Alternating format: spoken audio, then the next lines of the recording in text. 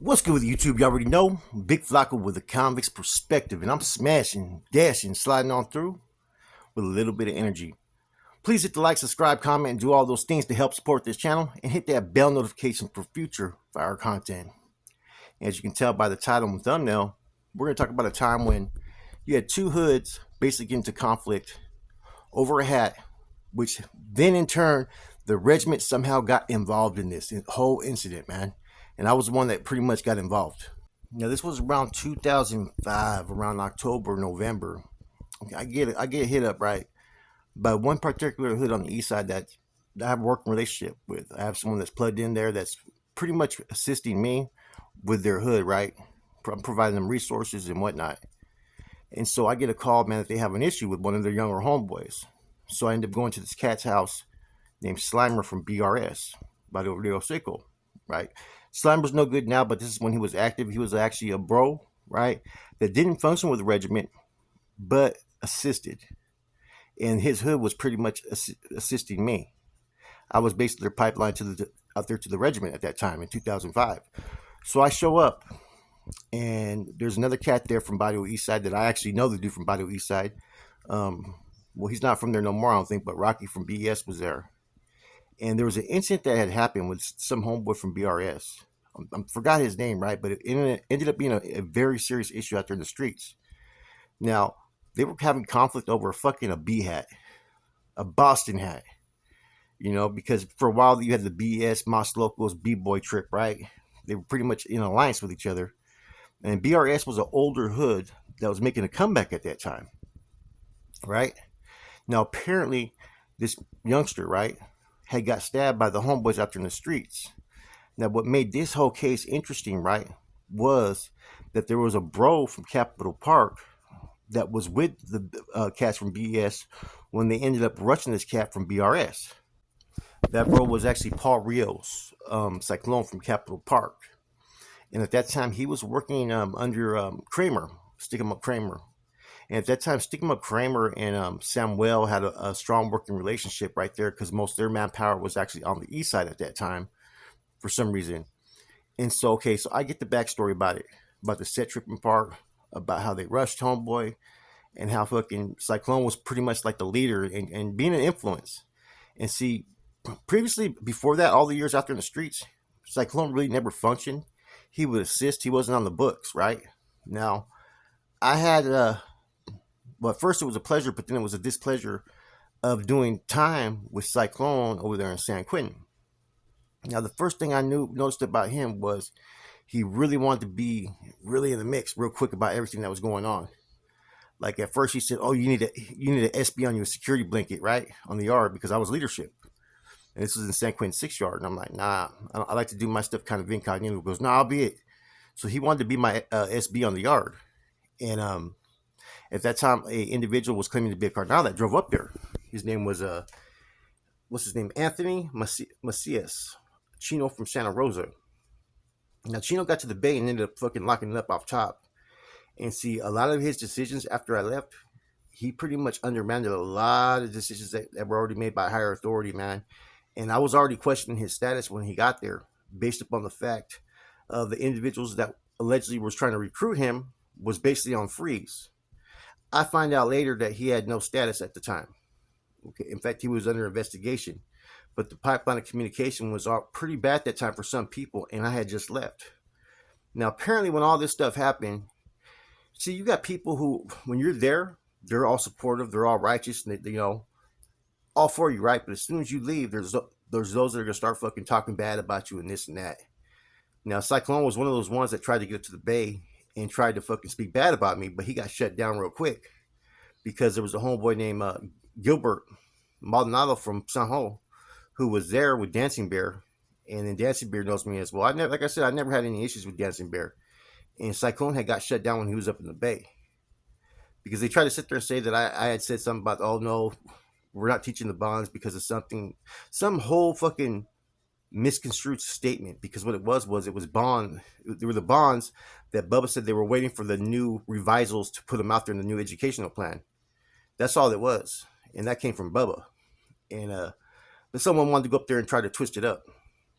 Now, in fact, I was trying to withhold Chino's stance as far as asserting any type of authority there in San Quentin. Now you got to remember, Fred Dog had just fucking left out of nowhere, so I was the remaining AIC there at the time, and then therefore you also had a carnal that just pulled up named Payaso Arturo Torres from Redwood City. Now I inquired some stuff from him, and after he talked to me, he understood why I did what I did, and I made him give up his information about who pulled him, where was he at, and whatnot as a C. And a lot of times you keep that information to yourself. And he pretty much exposed that, Roach and as well as what's his name, the homeboy from fucking Salinas. I'm trying to think of his name. Rock. Rock had recruited him, and how when he was over there in the Bay, when he paroled, those dudes were still in good standings. And when he tried to communicate when he was in Mexico, he wasn't getting a response. It's because both those dudes had already flipped. I told him. So I had told Chino to stay out of his issues. Chino tried to get involved in his issues after he left. He didn't follow proper protocol. So, I already seen what time it was with Cyclone after all that. I was in Corcoran and shit, and a lot of people were laughing, like, why are you trying to press an issue that isn't even there to the homeboy Cyclone? Now, everything came back tenfold when this incident happened. So I'm like, okay, Cyclone, who's not even part really of a regiment that's assisting, he's over there with a bunch of youngsters from BES rushing a cat from BRS, and a homeboy gets stabbed. That's pretty much a violation there. That fucking blood was spilled of a young soldado out there in the streets under his influence. So I was trying to get a hold of a couple of carnales to have a sit down with possibly Kramer or Samuel. I called Lencho. I couldn't get a hold of Lencho. So I get a hold of Weddle. So next you know, Weddle fucking calls up Samuel. Because a lot of dudes really didn't want to deal with Kramer at that time. And see, Samuel and Kramer came out the same time from the Bay. Samuel was pretty, pretty well seasoned as far as being a C. He was up there in the Bay, was pulled by Skip. Him and Weecher were basically Skip's proteges out over there in C4 at that time. So we let's have a meeting. Now we're all on parole, right? Guess where we have this fucking meeting? The motherfucking place. Samuel actually had to step away from going on his family vacation just to go to this meeting, man. And that's kind of my fault because I kind of pressed the issue like, we need to have this meeting tonight. And I wasn't saying that he had to fucking leave his vacation or anything like that or put it on hold because I was talking to the one guy now. So we end up getting there. When we get there, Samuel's with fucking Gilbert. You know what I'm saying? And Gilbert's know me from fucking back in the fourth floor. I was just celled up with fucking Gilbert's fucking brother. And then in addition to that, he was there in San Quentin. He was my RA. And me and him had fucking bumped heads hella times, but we also had a good relationship at the same time. So it's one of those type of reports. So as we're having the meeting, I present everything and shit, right? And Samuel was kind of got pissed off at Kramer a little bit, stick him up, because this was basically stick him up's fucking crew. And how am I fucking over here have the whole fucking thing investigated and probed with all the information that's needed before fucking even stick him up does from his own fucking crew? Because he had to get shortly briefed before I got there. And everything was pretty much accurate what I presented. Except for that they did say that because Rocky was pretty much being pushed out of BES at the time, that whatever he said regarding it was kind of biased. And so that's when I said, okay, I get that. We'll put that dude to the side, right? Because I didn't really care for dude either at that time. You know what I'm saying? I said, let's look at the bottom line here, though. These dudes did what they did because they had the influence and support of fucking Cyclone who brought them. I go, innocent blood was shed. Now, what are we going to do here? And that's when I told Samuel, I got no beef with this dude, except for this is what I have to say, is that this dude was all on my fucking nuts. Wanted to be involved, right? He ended up being the third choice out of all those that were there that ended up taking my position over. And then when I pretty much put someone in the RC position, we ended up being Chino, right? So after all the stuff I heard, I said, yeah, I don't respect how the dude was trying to fucking badmouth me and twist shit up after I was gone. He had no energy, and everything that he said was fucking wrong. So I'm telling Samuel all this. I said, so you know what? I'm not going to make a request of how we deal with this dude. You want to fucking find him? We'll find him or whatever. I go, but innocent blood was pretty much shed right here. There's no justifying that. I go, that's the one charge that, it's easy to stick and deem someone no good over. And this is a street issue. See, on the streets, there ain't no fucking, 14 bonds on the streets like people think. Basically, you're under NF policy and reglas and respect for the NF bandera and what's being implemented on the streets. You have street policies and procedures for a lot of the hoods that they have to abide by, but there's no basically bonds that are supposed to be applied out there. Bonds are basically for behind the walls, except for bond 13, because that's when you get home to the streets. You're supposed to be educated before you leave, and therefore, do you honor it when you get home? Okay, all other stuff is pretty much under the NF's domain. And see, that's when we got into it over the hats and whatnot situation. We had that discussion, man. And then that's when I told some, I forgot who I told, some homeboys from, I think it was either BRS or one of the hoods, right? I showed up, and I was wearing all blue. You know what I'm saying? And we were talking about the hats, we're talking about this and that, because one of them was complaining from that hood. And I said, check this out, man. And I remember I said to the extent of this, I was like, who gives a fuck about a fucking hat? You know what I'm saying? I go, I'm wearing all fucking blue. Am I gonna let anybody badmouth me because I'm wearing blue? Fuck no. You know what I'm saying? And I got on their helmets about some shit, and I pretty much said that they were pushing petty issues over fucking hats and women to have a fucking conflict, man. It was a bunch of dumb shit, and now you have one homeboy that's been stabbed in the process over it. See, and that's where I got a lot of hate at that time, was because you had a couple of dudes that were functioning out there or assisting, like Trigger, Tron, Cyclone, right? And they're all like from East Side, the hoods in the East Side. And a lot of times they had reputations for fucking being about that action, being about the business. You know what I'm saying? But the thing is that out there I had way more juice and influence and authority out there than any of those cats. So a lot of times it would rub people wrong. You know what I'm saying?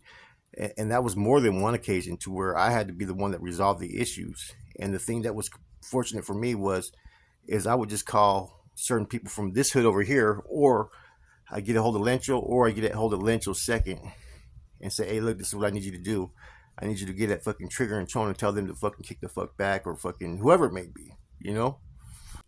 And so I know for a fact that a lot of these dudes who are working either for Samuel or fucking Kramer, I know that they used to be fucking heated and pissed off a lot of times, man. All the fucking time. And it wasn't I was trying to be a fucking dick or anything. It's because their their things that they were trying to do was overlapping into the business ventures I had going on out there. So therefore I had to fucking assess it and assert my position and my influence on it and tell them to pretty much back on up on a couple issues. Now, some of the things that these regiments are currently doing as far as their relationships with the hoods was the thing that I was pushing and trying to create at that time out there in the streets.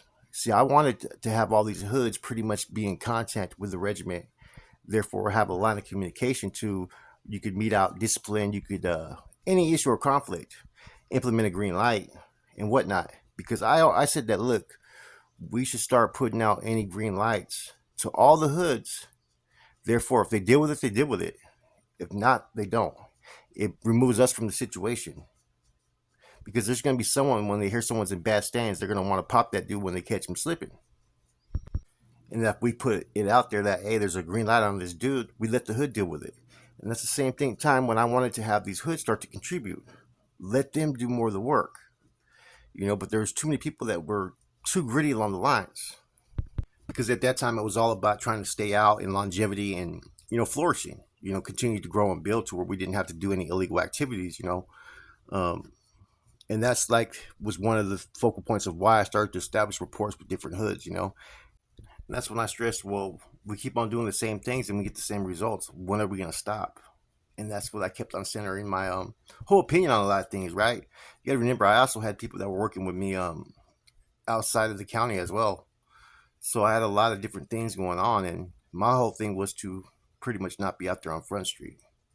Only have to deal with certain people, and then I had other people that could deal with certain things for me. But yeah, that whole situation with BRS and BDS was a real situation, man. I mean, people got stabbed. People got jumped. There was incidents way before this, and it was also two pretty big hoods. When two big hoods start to get to war or sit tripping, man, is when everybody else takes notice and they want to figure out what are the big homies going to do about it.